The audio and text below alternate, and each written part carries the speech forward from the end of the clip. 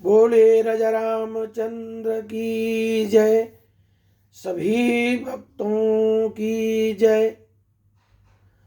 शब्द विचारी जो चले, गुरुमुख होय निहाल। काम क्रोध व्यापै नहीं, कबहु न ग्रासै काल। गुरु की बड़ी महिमा है। सीढ़ी पकड़ सुनाम की, चढ़ जावे वो धाम। नाम अनु अमोलक राम है, दुख भंजन विश्राम। देखिए, आज उस कथा का यहाँ विवेचन है कि हनुमान जी पहुंच जाते हैं और वहां पर उनके दुखों को देख करके बहुत ही द्रवित होते हैं। द्रवित होने के पश्चात उन्होंने मुद्रिका को छोड़ा। मुद्रिका छोड़ा और उधर सीता जी सोच रही हैं कि लगता है कि हमारा अशोक जो वृक्ष है वह हमारे लिए आग छोड़ दिया, अब मैं जल जाऊं। लेकिन तब देखी मुद्रिका मनोहर, राम नाम अंकित अति सुंदर। चकित चितावा मुदरी पहिचानी, हरसि विषाद हृदय कुलानी। जीत को सकई अजय रघुराई,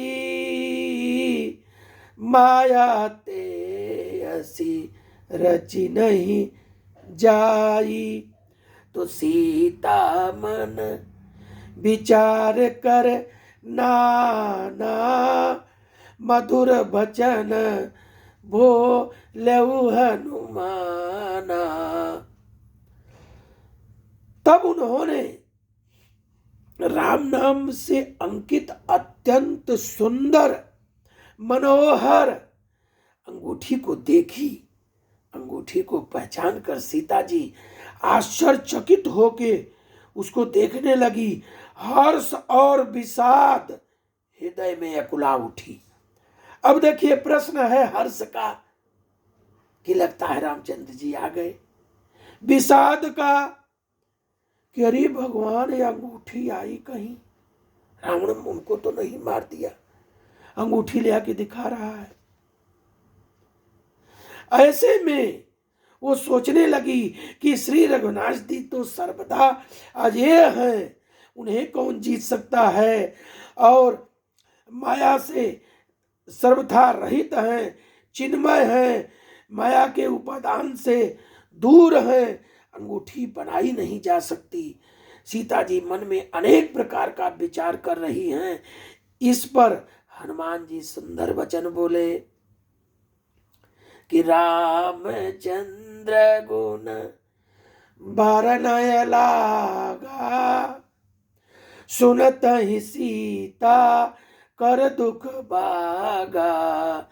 लागी सुनय श्रवण मन लाई, आदि होते सब कथा सुनाई। श्रवणामृत जही कथा सुहाई, कही सो प्रगट होती किन भाई। तब हनुमंत निकट चली गया, फिर बैठी मन विस्मय भयऊ। वे श्री रामचंद्र जी के गुणों का वर्णन करने लगी, जिनकी सुनते ही सीता जी का दुख भाग गया। वे कान और मन लगाकर सुनने लगी। हनुमान जी ने आदि से लेकर की और सारी कथा उनको सुनाई, जिससे कानों के लिए अमृत रूपी यह कथा कही। वह हे भाई प्रकट क्यों नहीं होता। तब हनुमान जी पास चले गए और उन्हें देखकर सीता जी मुंह फेर कर बैठ गई, तो उनके मन में आश्चर्य हुआ। मुंह क्यों फेरी? सोची कि अभी रावण की कोई माया ना हो, कहीं मैं देखूं और रावण न निकल जाए, क्योंकि यह भी एक व्यथा थी कि अगर वो रावण को देख लेती तो रावण जल जाता, तो सारा खेल खत्म हो जाता, तो यह जो लीला है यह लीला धरी की धरी रह जाती।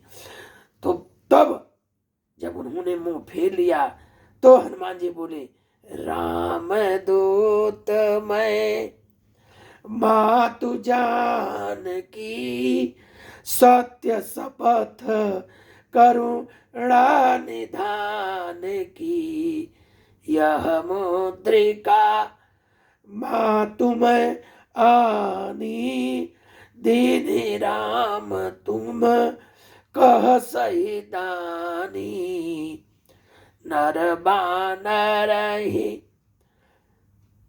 संग कहूँ कैसे, कही कथा भई संगति जैसे।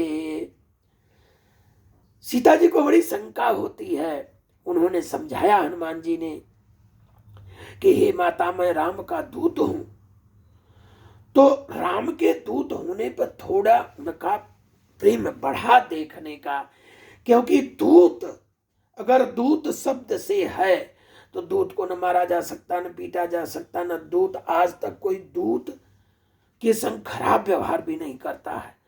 लेकिन जब हनुमान जी ने सत्य शपथ करुणा निधान की, उन्होंने करुणा निधान की सच्ची शपथ खा के कहता हूं, हे माता मैं अंगूठी में लाया हूं, श्री राम जी मुझे आपके लिए यह सहदानी निशानी पहचान दी है। फिर भी शंका मन में से जाती नहीं है माता की। कहती है नर बानर संग कहो कैसे। बताओ आदमी से आदमी दोस्ती, ये नर बानर की दोस्ती हमारे समझ में नहीं आती है।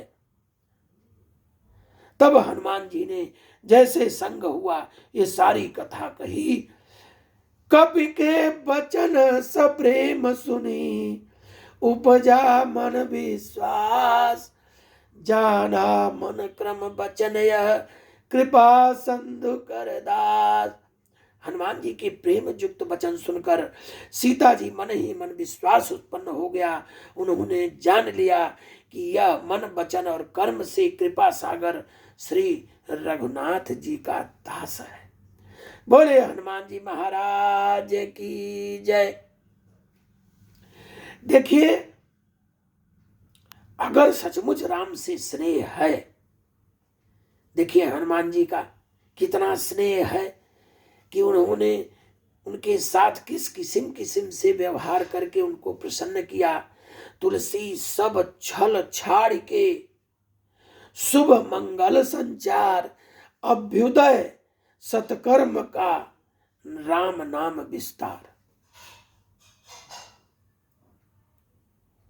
इसी तरह फिर है तुलसी सब छल छाड़ के कीजय राम स्नेह, अंतर पति सो हैं कहाँ, जिन देखी सब दे। बोलिए हनुमान जी महाराज की